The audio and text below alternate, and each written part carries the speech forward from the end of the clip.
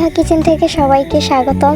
আজকে আমি আপনাদের জন্য নিয়ে এসেছি টক ঝাল মিষ্টি অনেক সুস্বাদু একটি আমের রেসিপি। আচারটিকে এভাবে বানিয়ে আপনারা বছরের পর বছর সংরক্ষণ করে রাখতে পারবেন। আমাদের নিজের গাছ থেকে পাড়া একেবারে তাজা আম দিয়ে আচারটি বানিয়েছি। আমার কাছে টক ঝাল মিষ্টি আমের আচার অনেক ভালো লাগে। আশা করি এভাবে বানালে আপনাদের কাছেও ভালো লাগবে। আমগুলো সব পাড়া হয়ে গেছে, দেখুন কিরকম টাটকা টাটকা আম পেরেছি গাছ থেকে আমি। সবগুলো আম আমি এখন সাইজ করে কেটে নেব। আমগুলো আমার সাইজ করে কাটা হয়ে গেছে। এখন আমি আমগুলোকে পানি দিয়ে ভালো করে ধুয়ে নেব।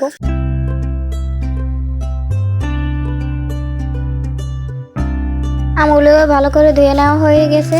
এখানে আমি নিয়েছি সরষে বাটা। সরষে বাটা দিয়ে আমগুলোকে ভালো করে মেখে নেব।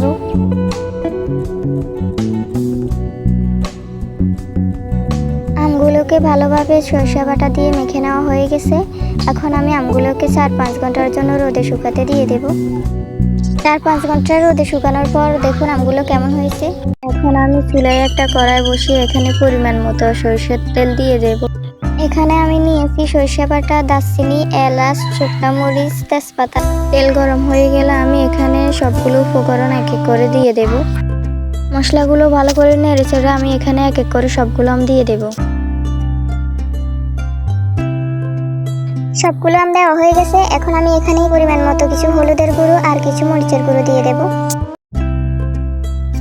আমি এখানে দিয়ে দিচ্ছি স্বাদ মতো লবণ, পরিমাণ মতো চিনি দিয়ে দিচ্ছি। আপনারা চাইলে এখানে খেজুরের গুড়ও ব্যবহার করতে পারেন। আচারটিকে এখন আমি ভালো করে নেড়ে ছেড়ে নিব।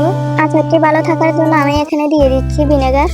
এখানে নিয়েছি আমি 5 ফোড়ন বাটা। আচারের মধ্যে 5 ফোড়ন বাটাগুলো দিয়ে আমি 5 মিনিট পর আচারটিকে নামিয়ে নেব। এই তো আমাদের টক ঝাল মিষ্টি আমের আচারটি হয়ে গেছে।